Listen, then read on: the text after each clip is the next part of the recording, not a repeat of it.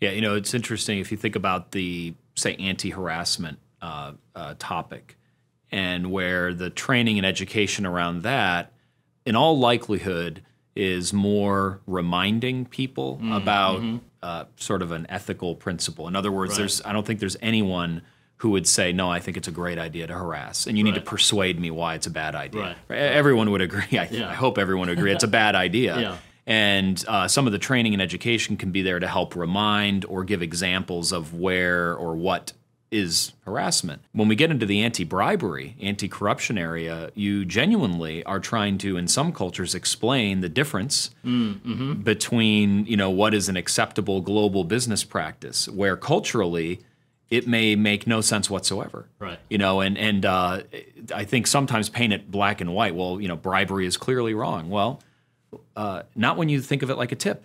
If you think about a waiter or waitress, and if I were to say, hey, what's really interesting, your waiter or waitress may work harder for you and try to do a better job for you if you're known to be a good tipper. Nobody would look at that and say that that's an unethical position for the waiter or waitress to be in. And that in some cultures is where some of this anti-corruption, anti-bribery fits. That it's more a notion of a tip as opposed to a bribe.